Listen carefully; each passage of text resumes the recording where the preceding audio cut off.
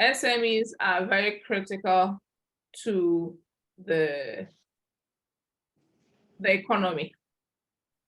And so what really then happens is when SMEs make decisions that may not be so optimal, and then it affects them negatively, what it also means is that the economy will take the hit for it, because the economy is just a reflection of the accumulation of decisions that have been taken by the component units that make up the economy, and in this case, our SMEs. So now when you look at SMEs, we have enough information to show that SMEs constitute the brick and mortar, literally, of the economy. So to a large extent, SMEs drive everything that we do, growth-wise, employment, etc. It's the SMEs. But despite the fact that SMEs are critical to our economy, even as Ghana, and a developing country for that matter, there are quite a number of impediments that stand in the way of the growth of SMEs. Because, like we rightly said, if the SMEs grow, then it means the nation also grows. So if the SMEs begin to fail, then it means the nation also would fail. And so it's important, therefore, that we understand the impediments that stand in the way of the growth of SMEs. That way, if we could, improve or ameliorate and reduce their impact, then that would go a long way to grow the SMEs and ultimately grow the economy. One of the key challenges that SMEs face is actually scarcity of financial resources and solutions put together. So both the access and then the solutions to anything financial. And then the SMEs also suffer from what we normally would refer to as a weak management fabric, which has to do with more of their capacity in terms of managerial capacity to handle the complexities of running a business. They also have challenges also sometimes with marketing and distribution, that is reaching their clientele base. And then there are times they are genuinely ignorant about issues and they are a bit conservative, so they don't go all out in making the most of opportunities available to them. Now, one of the key pillars typically has to do with financing, and there's a myriad of information that shows that it is not sometimes even the business model that is of a problem, but more of how the financial management function was carried out. And at the heart of the financial management function is the financing, raising funds. And when you raise the funds, so raising the funds is key, and then putting it to the right use, which usually has to do with the investment decisions, etc., is the follow-on. And so today our focus is to look at, when we talk of SME financing, what are the options that are typically available to the average SME?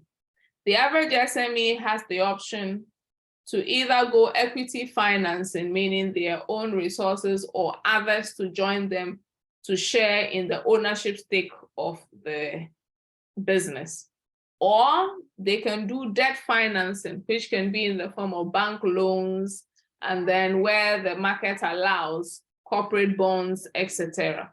So typically for the SME financing, the two broad categories is either equity or debt. For today's session, we're looking more to the aspect of debt, which is what a lot of SMEs go for, more because when it comes to equity financing, a number of SMEs are equity averse, meaning that they're usually not very comfortable with opening up and allowing others to come in to become part owners of a business. So let's say if you take Facebook, now called Meta, as they call them, Facebook is huge, but the name that we know for Facebook, which is that's Mark Zuckerberg, owns no more than approximately 13% of the whole of Facebook. What it means is that they don't own 50%, they don't own 20%, they own 13%. But what you realize is that it is critical Because by owning just 13%, this person is a 13% owner of in fact, billions, a business that is worth billions of dollars. And so, in as much as we have a challenge here, the challenge typically has been equity aversion. We end up doing a lot of debt. And so it's important that we understand the terrain of debt critically if we are to make the most of it.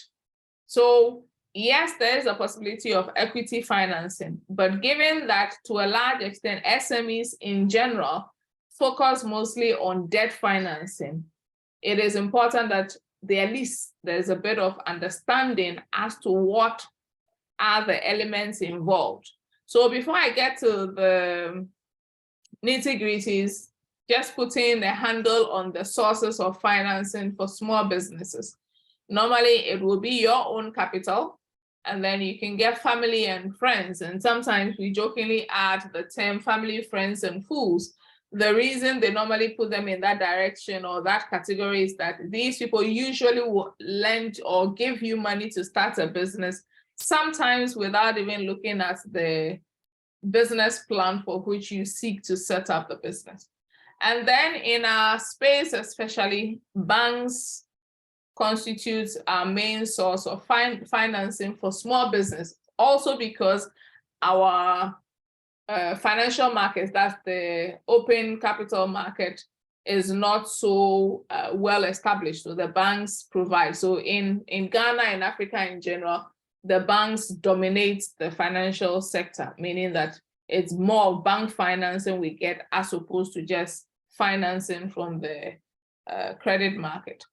And then we can have small business loans. Sometimes we take personal loans. And then another aspect is trade credit, where we utilize our suppliers' credits and we buy from them on credit, make sales, and then make payments. These are the key ones that are there.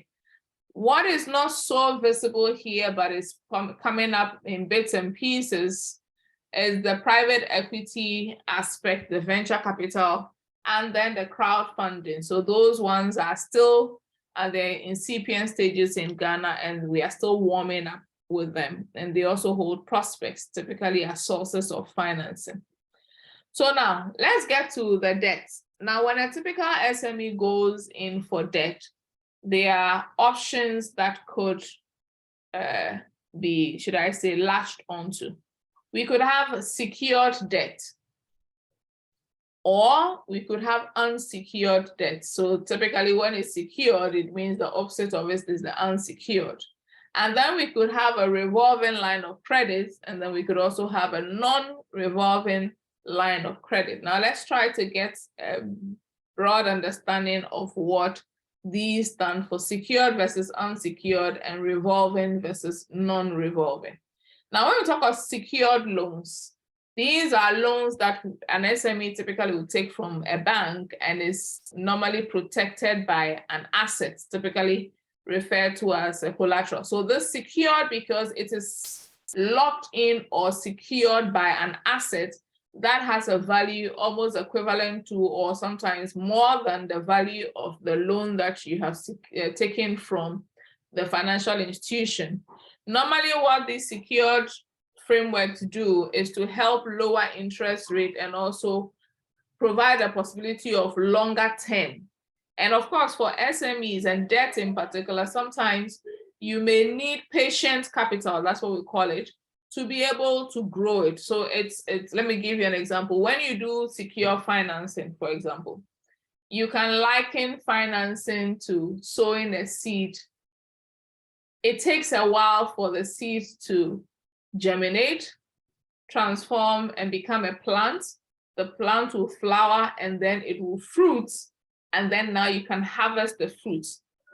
So usually for small businesses in general, they require this kind of patience to be able to, and then so sometimes having access to longer term facilities, which allow them to reinvest the funds a number of times and make good gains before they are forced to start making payments, is key. And sometimes when you can provide security for loans, you may get that. In Ghana, however, a lot of the loans terminate around 5 years, and a few under some special conditions can go up to 8 years.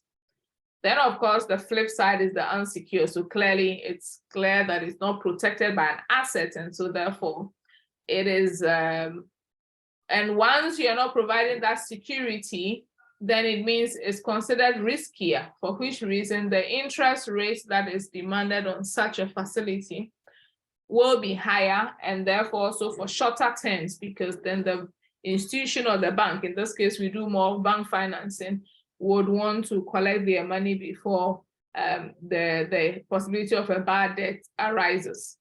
Now, let's look at the second phase, which could be the revolving credit facility. And of that regard, then we also have the non-revolving. So when I speak to the revolving, it clearly tells you what the non-revolving typically has. So when we have a revolving credit facility, this is where we actually put up or we generate a line of credit with the financial institution, in this case, our bank, that allows us to borrow money up to a certain cap. And so this money is made available to us, and we can use and repay and use and repay. So it's not the typical loan where when you take it, you use and you repay. That's that the money goes back to the institution, and then that is that. In this case, as you're using and placing the money back into so you have a cap within which you can still spend. So that literally provides some form of liquidity and flexibility. So, but the issue here is that, so one, you don't necessarily have a fixed repayment schedule. It's about how you can pay for as long as you're paying or staying within the parameters of the line of credit. Of course, you only pay the interest on what you actually take out and for the period. So the money is made available, but you only pay for the portion that you use and for the time that you use that. And I mentioned the issue about the liquidity. What it means is that you have access to funding that you can use when there's really no cash available. Now, it may still have a downside, which is the flexibility. Now, because you can choose your own repayment schedule, sometimes you might end up delaying repayment, which may end up resulting in serious accumulation of interest, because for as long as you're taking the funds out, interest is accruing on the amount that you've drawn out for the period. So the longer you take to pay, then interest can actually accrue. And depending on the compounding framework, the interest can accrue and significantly become bigger. Sometimes you hear SMEs say that, oh, we took a loan from this bank and we've been trying to pay, and now the loan that we currently have is more than the loan amount that we initially took. And that's because sometimes in failing to pay up and missing, especially for non-revolving facilities, when you are unable to pay the needed amount at a go, whatever is left becomes new loan that is added back to the principal to generate a new framework. So here, of course, we can compare that to an overdraft, and then with overdraft quite stringent, but contract or revolving is very flexible. And then we can have term loans in general, and that's the non-revolving as well. Now, whenever as an SME you borrow to add to your own capital to be able to engage in your normal round of business, the British have a term, they call it gearing. It means you geared up, meaning that you've added debt to your capital so that together with your capital, your equity capital, you now have more money to be able to run your business and also operate accordingly. Now,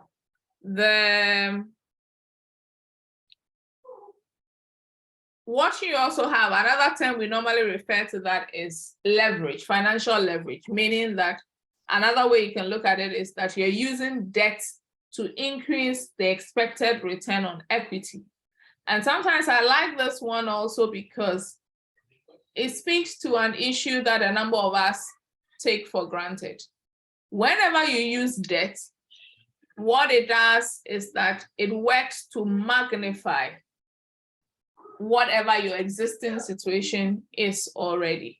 So strictly speaking, there are implications when you borrow, and that is what leads us to the question, to borrow or not to borrow. When you begin to understand the implications for your business, then you know that maybe it is time to borrow, or maybe it is not yet time to borrow, or let me defer the borrowing, or let me shop around for a different frame for the borrowing. And that, so once you understand the implications of your borrowing, then of course, the to borrow or not to borrow is neither a yes or no question, but more of what are the parameters on the ground for which reason it may be more prudent to borrow now versus it is not so prudent to borrow now, or it is more prudent to do equity today and borrow tomorrow, or borrow today and do equity another time, or even if you're going to borrow, how should you go about it, or what do you have to be armed with before you proceed? Now, let's start by understanding the principle that we are all in business one way or the other to make profits. I'm yet to come across a firm or any person who goes into business without having profit in mind. Of course, there's the issue of sustainable profit and then a short-term focus on profit. But in general, we are looking at profits for now. Of course, we would prefer to have sustainable profit. So whenever you start, you're going to have your total revenue, which is captured here, which is from your sales. And then you're going to take out your cost of goods sold. And then you're going to take out your general operating expenses and take out depreciation that is for machinery and equipment that you believe you have. And then if there's any amortization in terms of repayments that need to be settled on, you do that. And that takes you to earnings before interest and tax, which we normally refer to as our operating profit. And so someone will ask, of what essence or of what use is this earnings before interest and tax?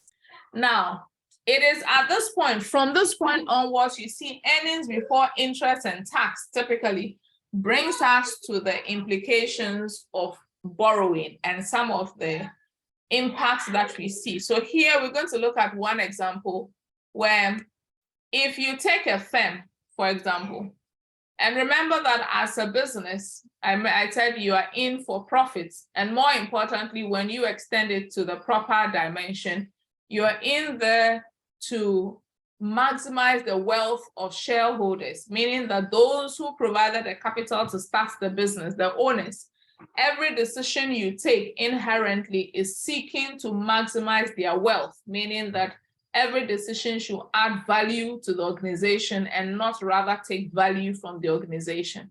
And so this issue of leveraging up on finances can also have positive or negative implications. Now, in this case, the middle belt is our expectation. So take an example. If we have a firm that does not have debt, meaning that they haven't borrowed money to add on to their capital, and so they are operating mostly on just owner's equity, under a scenario where their operating profit is at 1 million, because they are operating with owner's equity, there's nothing like interest obligation to be paid.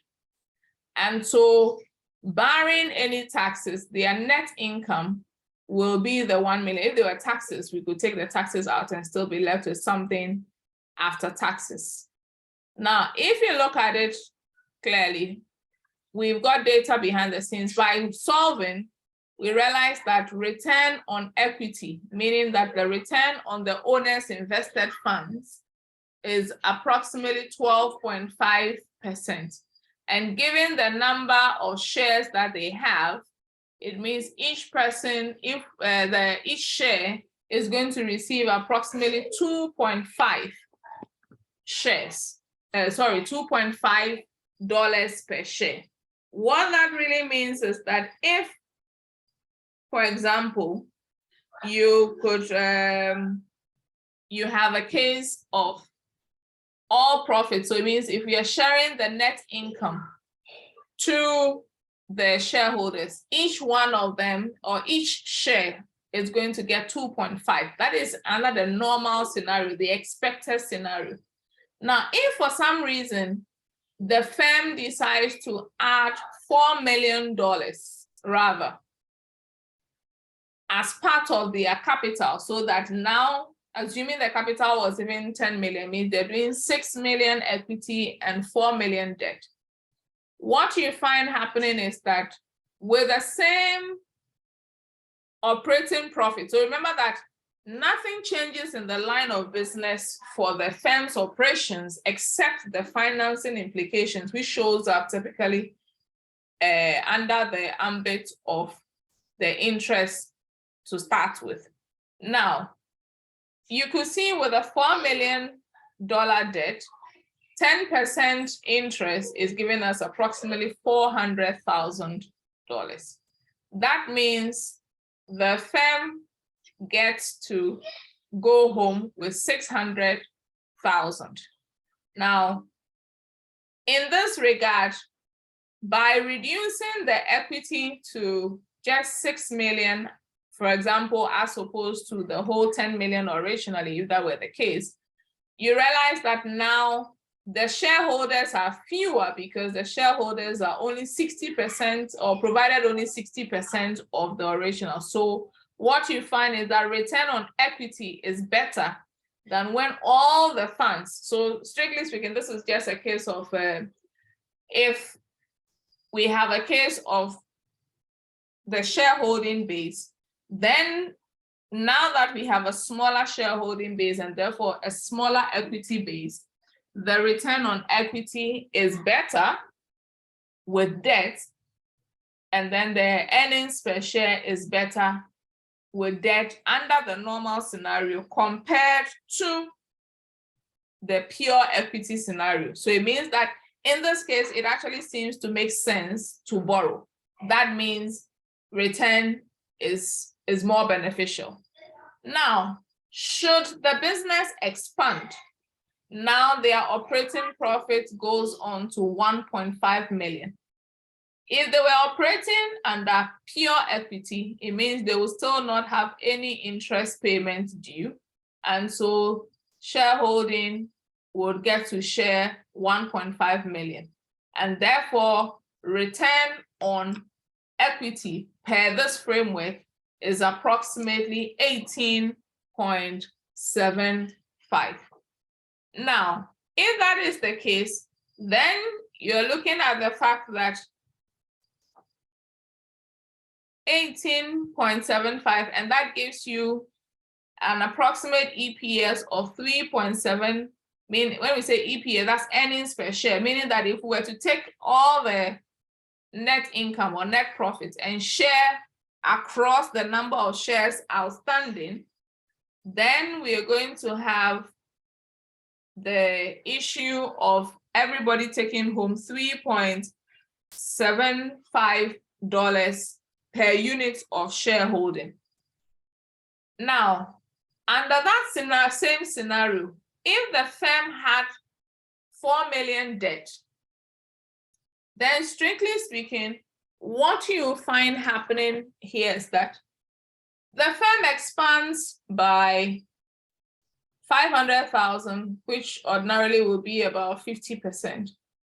But you find that if we were to even do 50% of 15%, which is the original here, you see that the growth from 15 to 27%, we are hitting almost 100% increment, whereas in this case, is just about some 50% increment here.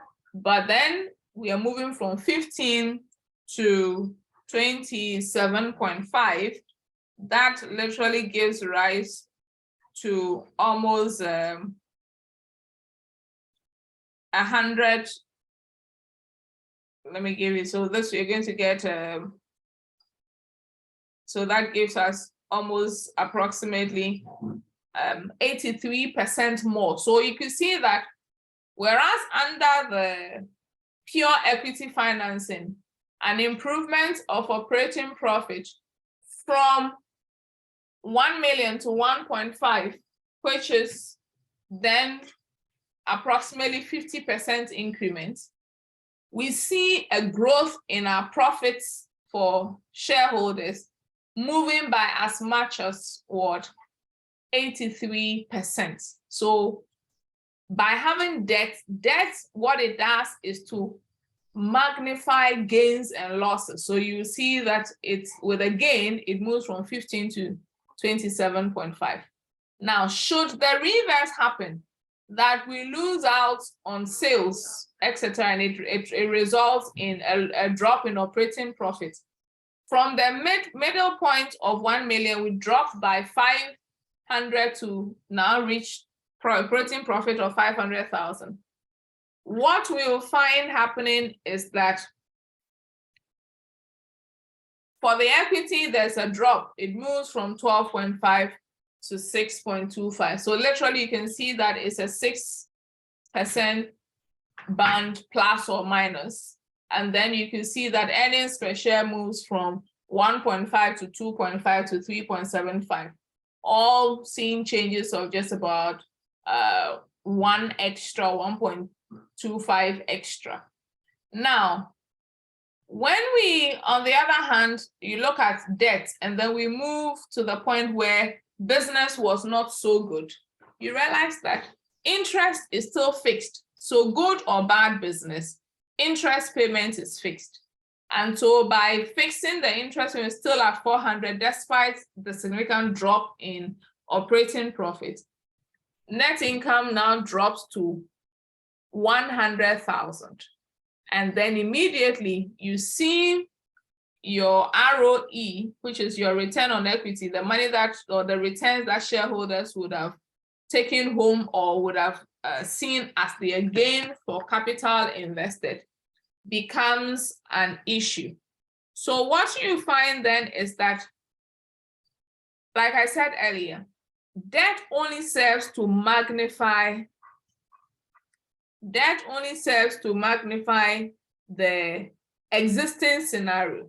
So what it also then means is that when you want to borrow, there are a few questions you need to ask yourself. Are you doing well?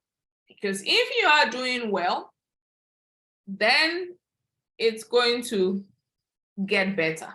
Meaning, so here, assuming we're already doing well, it will magnify it. And if we have debt and we are still doing well, more debt means it actually magnifies. Now, if we are doing badly, or we are just, you could see that any fall is magnified by the debt, meaning that if we happen to be in this recession and there's an even bigger drop such that earnings before interest and tax, if anything happens and our operating profit falls below 400,000, under the equity scenario, we could still go home even with the 300 or 200. But another debt scenario with a loan interest of 400,000, anything short of 400,000 could spell disaster and therefore bankruptcy. So typically, the more we borrow, and then given the scenario, chances are high that we could go out of business. And that's the issue of leverage. So in physics, you use a lever, and then by applying just a little force, you could actually lift a very heavy stone, which ordinarily you couldn't lift. It's the same thing. You could increase your earnings by deploying debt, because when you deploy debt, the bills on the debt are fixed. So it is how well you utilize the funds and whether you're making profit. So if you happen to be making profit, we also have leverage in finance. You could see from the gain here that irrespective of the condition under which we operate, the interest payment is fixed. So clearly, when business should significantly improve, we still have a fixed amount that we will pay. And so the rest of the money would go to the shareholders. And those are some of the things that, so before you get into debt, you ask yourself, what is the way forward? Am I in good business? Am I being profitable? Do I have issues? Because if you have issues which are already problematic, Debt only serves to magnify them. And so if you don't deal with those issues before you go a borrowing, you are going to find yourself in some hot waters. Another angle, and this is another display I want to just show you briefly. So take an example. When you do take a loan from a bank, they normally pay off using an amortization framework. And when we say amortization framework, there's a way to compute it that factors in interest, and then they come up with a fixed amount that you are expected to be making, usually on monthly basis. So that's just an example. So what you find here is that if we borrowed 175,000, for example, and then it's supposed to last 30 years, and because we are paying on monthly basis, that's 30 times 12. It means we need to make approximately 360 payments. And so this is what happens at the end of January, when we walk into the bank to pay them this 1164.28, which they have predetermined as the fixed payment that will settle the loan. Something happens. They take the amount of money, then they check. From what you can see here, the annual interest is approximately, let's say, 7%. And so 7% here will be divided by 12 to get, on average, the monthly interest that will accrue. So in this case of 7%, the monthly interest that would have accrued is approximately 0.00583. And so when we give them the 1164, they're going to multiply the 0.00583 by the loan balance that is outstanding in our books. And for that matter, it ends up giving an interest accrued, a monthly accrued interest of approximately 1020.83. And this interest is in quotes, as the banks normally do, that's their interest. So that is taken out first from your 1164. And what you are left with after that is actually $143.45, or in this case, cedis, to be able to pay off your loan. And for that matter, what you find happening is that your 175,000 will only reduce by 143.45. Now, what you then notice is that you started with 175, you paid 1,164.28, interest was taken out, and what is put to settling your principal repayment is actually 143 for the season. And you can see that once the value reduces to 174,856, which becomes your beginning balance for February, and waiting for you to bring your next installment amount, the interest component will reduce a bit more. So first it was 1020.83, and now you see the 0.83 disappears, then it drops to 1.1019. And as the interest component is dropping, because it is actually a split of the payment, the fixed payments you make, then it means your principal component is also rising. Now, what a number of SMEs then struggle to deal with is that possibly after 12 months of such repayments, in their mind, they have paid approximately what? 12,193. And so they expect that their principal should have reduced by at least about some 12,000 or some 10,000 or something. And they go in there and they realize that their principal has not even reduced at all. In essence, it has only reduced by approximately 1,777, despite the fact that they have paid 12,193. And that is where a number of them go into a dilemma as to whether the banks may be cheating them, etc. Intrinsically, what this is trying to show us here is that there may be nothing wrong with borrowing, but only on condition that the annual interest that is accruing on the loan is below the return that you will make when you put the funds to use. So in essence, what it's saying is that if the annual interest rate is 7%, then you are very, very sure that the funds that you have borrowed, to which you're going to put to some use, will earn more than 7% minimum. In essence, the annual interest is your cost of borrowing the money. You must make a return from using the money to justify it. And that is where so it means that before you go borrowing, you would have sat down to actually look at your financial plan, whatever business project it is that you're looking to inject the funds, and you would have ascertained for yourself that it will yield more than your cost of capital. A number of us do not do that. So we go in for these loans, and then what happens is that you may have an annual, so in the case of Ghana, for example, you are having an annual interest of about 20-something%. And yet, if we were to put pen to paper to assess the viability of your business or the project, it may actually be yielding 15%. Now that's downright suicide, because then you can't be making 15% on the money that you have borrowed, which is requiring you to repay with, let's say, 25%.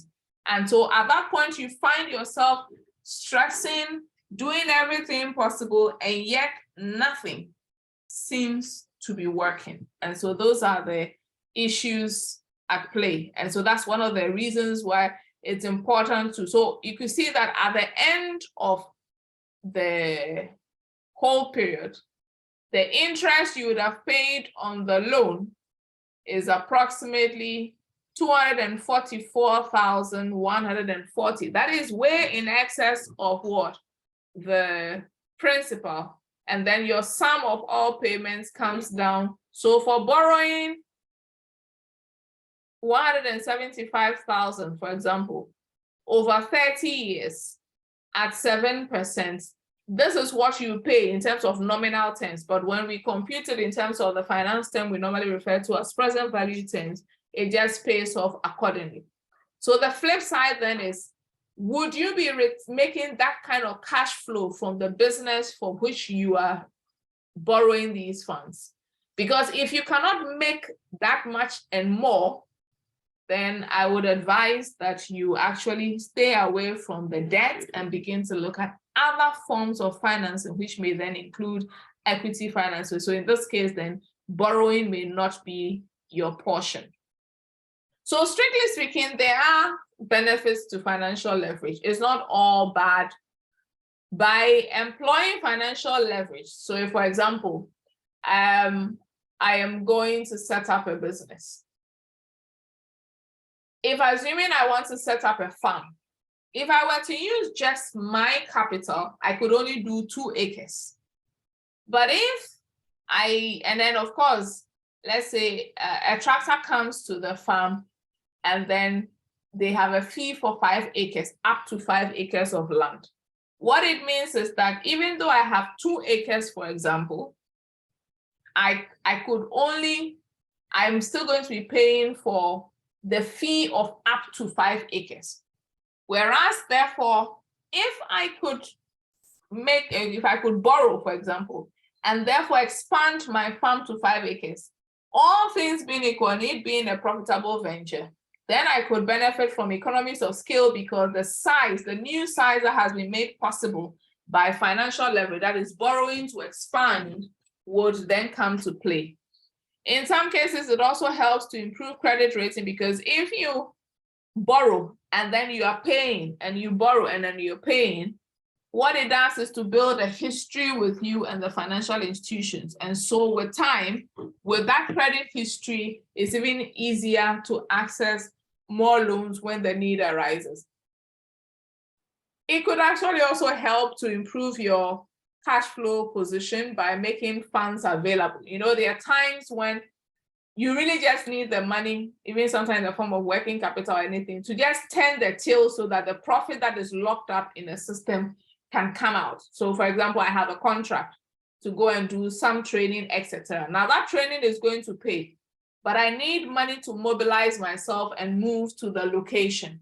Now, if I'm able to borrow to be able to do that, then of course it improves my cash flow. And at the same time, when I get to that place and I'm able to do the training and then collect the payment for that, then of course it's going to even get better with my cash flow. And in finance or in business generally, we say cash is king. So cash flow is critical. How well your cash flows in the system, it could be the difference between staying alive and actually being a dead business. Clearly, we've also spoken to the issue of increasing shareholders' profitability, because then by having debts or using financial leverage, we can actually make more profit and just pay the fixed bill of interest and others, and then everything else that is left is for the shareholder, the whatnot. Okay. Gabriel. Hello. So I have a question. My question, I did your advice on that. So a new business, is it advisable to take a loan to start a new business? Like the example you just gave, that if you have to start a farm and I mean, the amount that you're having is inadequate, should you leverage on debt to do that? So I just want to find out. Yeah, typically no, the prudent advice is no. I mentioned something about the fact that for a fresh business that is starting up, you have now sown the seed. It will now germinate, and then it will grow into a plant and now begin to flower and bear fruit. You need patience. Usually, debt does not have that patience. Even when you're given a moratorium, meaning that you're giving some time before you pay, it accumulates the interest. And so by the time you are ready to pay, you have a huge monster waiting to be settled. And that could very well be the reason you are crippled. So usually for starting a business, my candid recommendation would be not to do that. Instead, you may want to begin to look for equity funding where you can put together the proper documentation. You can get angel investors, etc., funders who will be willing, based on adequate information, to actually put in money. And for that one, because it's equity, you pay dividends when the funds are available. Other than that, so that if you use debt to start a business, you could very well be setting yourself up for failure, because debt may not necessarily give you the time you need to be able to grow very well to be able to pay up. So sometimes you end up spending money that ordinarily could have been used to, reinvest in the business and expand and improve. You use that to settle your debt obligations, and so the business becomes emaciated. So that's my advice. Thank you very much. Now, sometimes when you use leverage, it also provides what we refer to as a tax shield. A tax shield because interest is tax deductible, meaning that you are allowed to pay interest before you pay taxes. So sometimes when you typically borrow and the interest payments are done before that, what it does is to reduce the taxable income. And therefore, since tax is a percentage that is slapped on taxable income, that's the taxable income. What financial leverage does is to take away some of the profits before the tax is slapped, and so you end up paying minimal tax. And of course, the other one, which be linked to the economies of scale, is the fact that it allows you to expand your business much, much faster. Of course, there are limitations. One of the key ones is the fact that there's a high risk. It does introduce high risk into the business.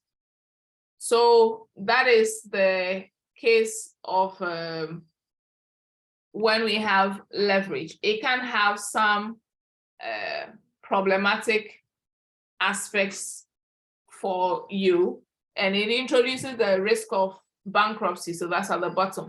So whenever you are using debt, because it introduces a fixed component, when times are bad, it messes you up. When times are good, it can actually expand. So the limitation here is that when there's a high risk environment, it becomes a bit of a problem. And so leverage is limiting. Of course, there could also be other restrictions from financial institutions. There are cases where when I think there's one institution I came across, they got a funding facility from the bank. And by virtue of that funding facility, in fact, the bank has put in place the bank account for which payments are made. The bank has put even in place a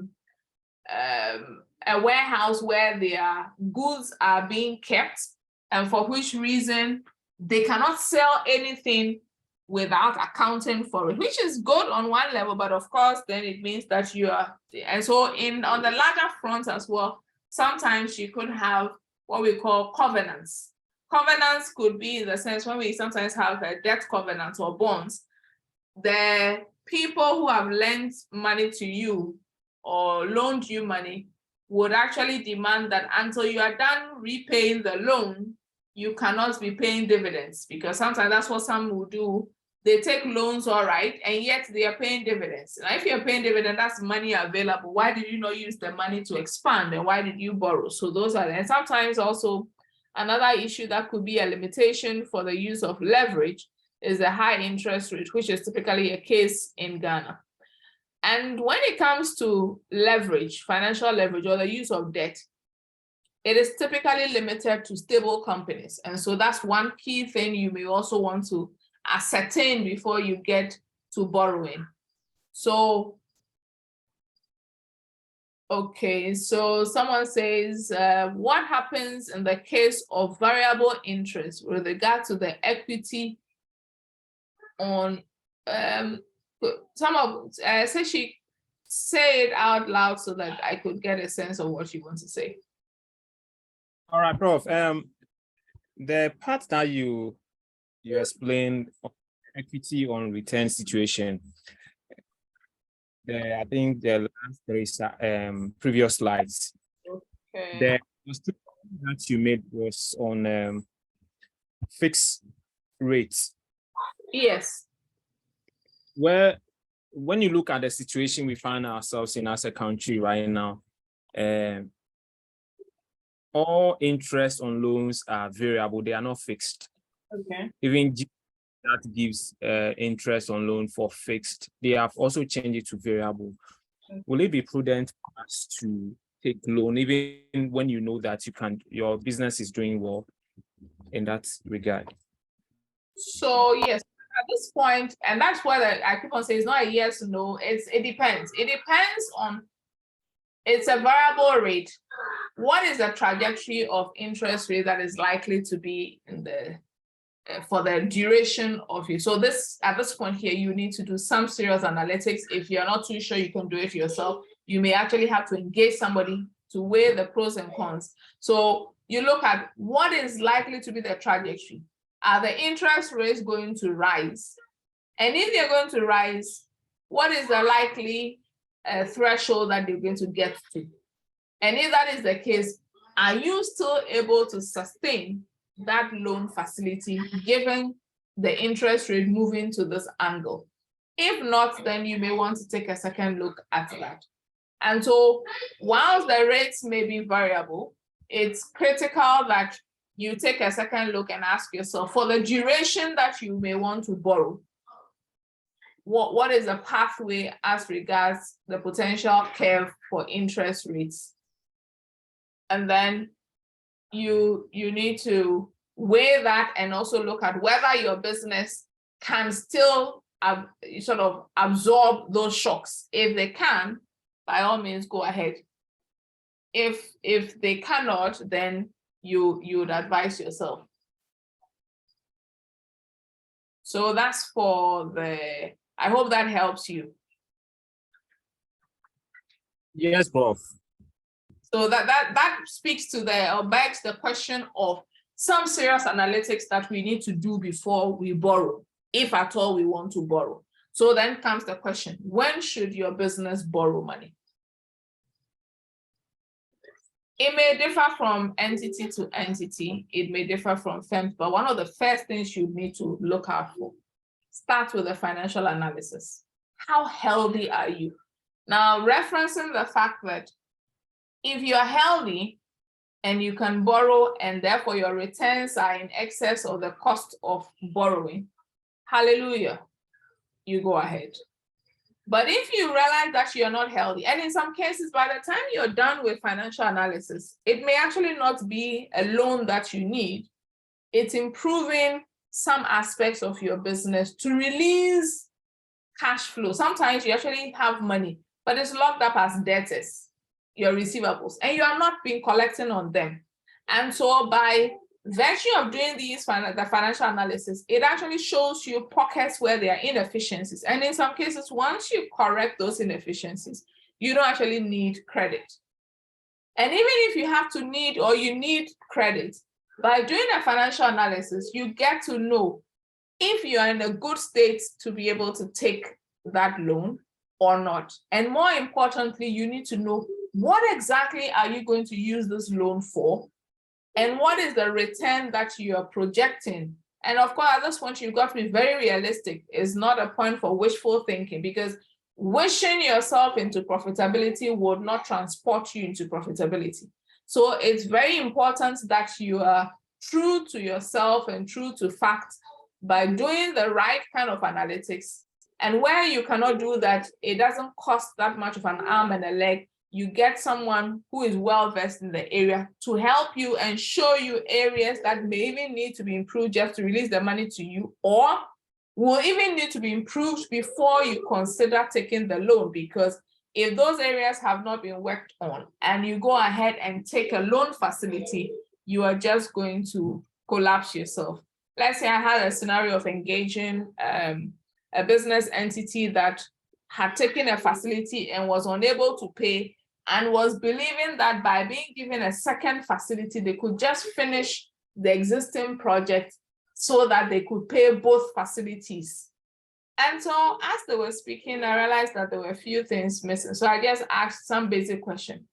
What is the price for 1 unit of their commodity which they were dealing with? They gave a price of approximately 15 Ghana cedis per unit.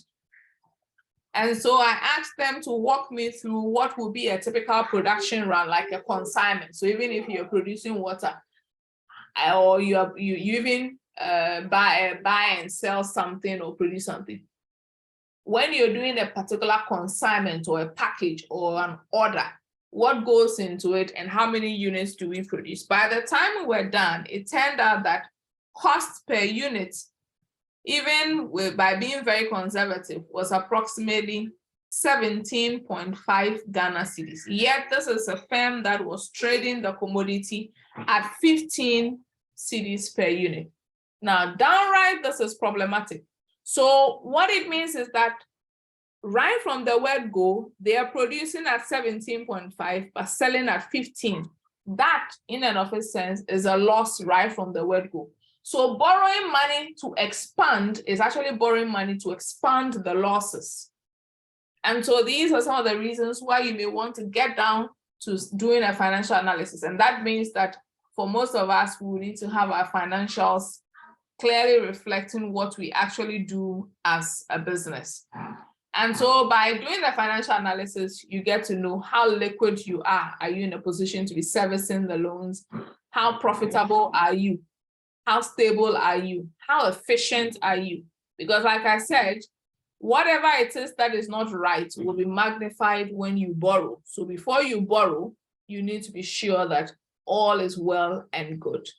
And so there's another way sometimes you look at it and say, okay, assuming I want to borrow, I could look at something we call the FRICTO framework. It's just a framework that is trying to tell us what the implications could be and what you should look out for. One of the key things under FRICTO has to do with flexibility.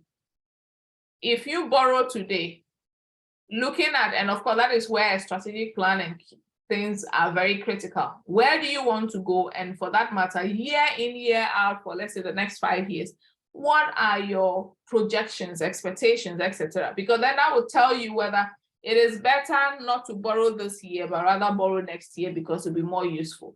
So how does borrowing today affect your flexibility? Will it limit you such that you will not be able to borrow when you really need it. Now take Ghana, for example, on the international financial market. Post-COVID, everybody really needs to borrow sometimes to fix a problem here or there. But we have sort of exhausted. So currently we don't have that flexibility to operate on the international financial market. And in fact, at worst now, we're actually looking to do the debt restructuring by finding ways and means of asking people and asking others to forgive us and that's the whole brouhaha on its own. Another thing, another fructose, so with the F is the flexibility. Then you now want to consider risk. Whenever you take on debt, easy as it may be, and the fact that you get to keep control of your business, it means more fixed obligations in terms of interest and repayment. And so when you have stable cash flow, you could still go on with that, but even then, it poses a risk of financial distress. There comes a certain point when you cannot pay. And bear in mind, the more debt you take, subsequent persons who give you loans will now look at your tall list of debt and realize that now you are risky. And of course, once you're risky, they would also want to charge a higher interest rate. And so that could even then increase the possibility of not being able to pay because subsequent loan facilities have higher interest rates. Now you need to look at income. How will income be affected when you borrow? It's crucial. Remember that you are seeking to maximize shareholders' wealth. So at the end of the day, how does borrowing affect the cake that you take home? If it affects it positively, then of course you may consider, but if it affects it negatively, you may also want to say that. Okay, so someone says that when I borrow to expand, it means I'm expanding my losses. Then it says in certain cases, some companies are only able to make more revenue when they expand. Does it mean that the revenue made after expansion can't cover the losses? Now, so this is something that will emerge when you do your diagnostics or your financial analysis. Because if you're actually making losses because it means that you're actually operating below capacity, below the minimum capacity that is required to actually generate wealth. And then that's another story altogether. In the case of the expanding your losses, it is because originally you're making losses, but these losses that you're making, are they coming from inefficiencies, etc.? Now, if this is coming because you are not benefiting from economies of scale and it's significant, yes, then you may want to look at it. And of course, that can easily be answered fully when you have looked at your diagnostics, and that tells you exactly what your situation is all about. So and that is the essence of the financial diagnosis or the analysis I mentioned earlier. That will tell you whether your expansion will be expanding you to losses or you could actually borrow to then deal with the inefficiencies you have in terms of the lack of economies of scale so that you can make the most of that. And that will come from doing a thorough set of analytics. So that's for that answer there. So when you also look at what will be the implication for income, and so that's how we move from that angle. Now, when you go a step further, we could also look at control. What happens? Sometimes when you think you would want, so here you may look at control, you want to maintain control. So the impact of alternative financing choices may impact control. So sometimes you choose to borrow because by raising equity, you dilute control. But that is also something that is worth discussing and then also worth interrogating fully to decide which one is a better deal. So that's for the issue of the control. Then, of course, we have timing. Is the environment right? So typically at this point where we are all struggling, the environment is not necessarily the best to borrow. In fact, at this point, for most, the idea is if you can draw down or pay down most of your debts, all the better, because then even as revenues are falling, etc., it is crucial, therefore, that you minimize your fixed obligations, and that's debt is one of those fixed obligations. So where you can minimize them, you normally proceed on that trajectory. Okay, so someone say, what type of borrowing will be good for small businesses who use Instagram, for example, and do not have higher revenues? Typically, any kind of borrowing must first be weighed against the potential to generate enough revenues. So if you cannot generate enough revenues, then there's no point borrowing. You want to fix the problem of trying to generate revenue before borrowing. And that one, there are a number of microfinance institutions around, etc. But if you ask me, for those businesses, you may be better off in the early stages trying to get 1 or 2 people. And there's a way to value these businesses. I think a number of entities struggle to bring equity holders on board because of how they go about the valuation. There's a proper route to valuation that ensures that your value or your initial sweat into the business, which we call sweat equity, is valued appropriately. So let me give you an example. You run a business that is worth 100,000, or you started with 100,000. You've been running it for 5 years, 6 years. And so you're making some money, but in your books, typically your equity has been captured as 100,000. And so you think you need 50,000 more. And so somebody brings in 50,000, and then you add it to your original 100,000. You arrive at 150, then you say this person's 50,000 over now the new total of 150 means they get approximately 33.3% of the firm. Now that kind of valuation is suicidal. Usually there's a way to now project, so that is valuing businesses for the purposes of capital injection. There's a way that it is valued, which shows what it would be. So sometimes your equity may be 100,000 in the books, but based on expectations of what you have built in terms of goodwill, etc., and your earnings trajectory, it may surprise you that by the time we are done with valuing your business is not the 100,000 that you have in the books, which is the book value, but its market value could very well be a minimum of 500,000. And so when this is done, post valuation of 500,000, it means that when somebody is bringing 50,000 Ghana cedis, they only get to have 10% of the business. And that is what will then, so when it's important to always know. So when you want to borrow, in terms of the timing issue, you want to look at the financial environment and the economic situation before you issue that new financing. And so you need to also take notes, like I mentioned, future expectations, and all of these are captured in before we proceed, knowing how much we may want to borrow or not to borrow. So ask yourself, is the timing right? Should I borrow today or I should borrow tomorrow?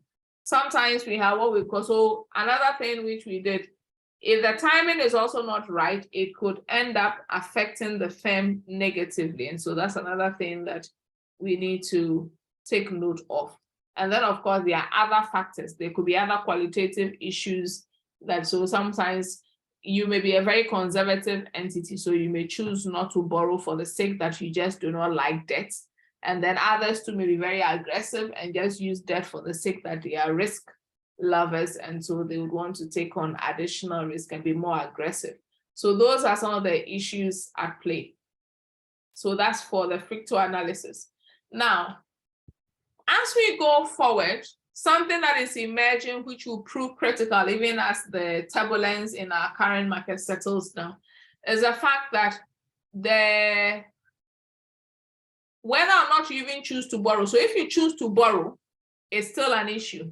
And if you choose not to borrow and therefore you even want to use equity, a number of issues now have become very important. One of the key ones has to do with corporate governance. Corporate governance is the way by which firms are directed and controlled. They normally provide systems and frameworks that gives assurance to anybody who may be injecting whether debt capital or equity capital, that systems are in place to protect their funds and ensure that the right things are done with the funds that are being made available. So slowly, when you've got a very good corporate governance framework, meaning that you have the systems in place and you're practicing good corporate governance, what it actually even does for you is that it begins to help lower your cost of financing, which then makes it even easier for you to borrow should you decide to borrow, or easier for you to raise equity and at a cheaper cost should you decide to do equity. Within that same vein, in 2019, for instance, the BOG, Bank of Ghana, launched what we refer to as the Sustainable Banking Principles. Under that framework, banks are now incorporating environmental and social risk management perspectives into their lending platform, meaning that before a bank lends to you, they want to find out what your impact is on the environment and whether socially you are in tune with the right parameters like HR policies, etc. So by virtue of this sustainable banking principle, including governance as well, so it becomes an ESG framework in terms of the broader sense. What it means is that whether or not you borrow or you decide to do equity, both of these angles now are very critical in terms of how they improve your access to financing as an SME. And so it's important that even as you decide on whether or not to borrow, and if you choose to borrow, you need to put in place corporate governance structures and mechanisms, and also begin to slowly but surely put yourself in readiness, because now the banks in 2024 will have to be reporting on the environmental and social risk management framework, which includes whether or not they do due diligence on SMEs before they give them credits. And that would mean that if you do not have some of these parameters, it may become a bit more difficult to borrow, or in that regard, the cost of capital will be higher. In fact, a number of frameworks have already started in that regard, where they are more affordable sources of financing for those who are practicing these more modern, or should I say, improved frameworks of environmental and social risk management, including governance. So I would say, is there a simple formula you can share to determine if borrowing at a particular rate based on current profit will lead to expansion or recession? That will be a bit difficult because there are dynamics within each industry that may require that it be worked out, because industry dynamics play a role, the whole macroeconomy. So in some businesses, so let's take the current situation in Ghana. A lot of the luxury facilities and brands are hot, because whenever there's a tightness in the economy, luxury goods are the first we take off. So new cars, so the auto industry, restauranteering, eating out, and those are likely to suffer a bit. However, food in general, not the restaurant side, but food in general, is going to be more of a defensive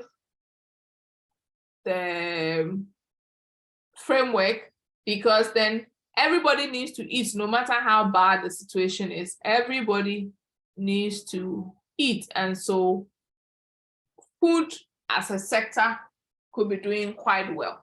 And so there's nothing like a straitjacket. Each one must be done separately to be able to determine for this particular, because while some are doing well under this scenario, others are also failing. And so there's no one size fits all formula that would fix the problem. Now, in wrapping up, what I can say is that success as a business is not something that happens just like that. It's not something that pops out of the blue. It's something that you create by the way you operate.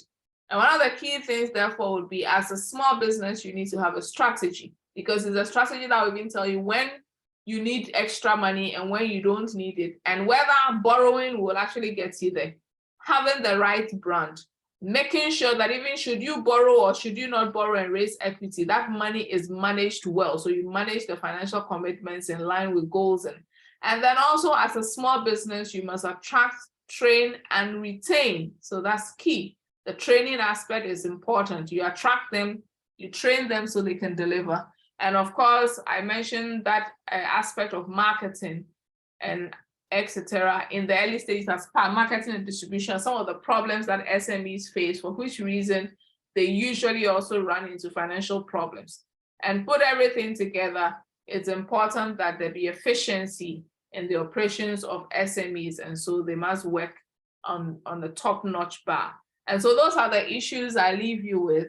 Thank you for your attention. Any more questions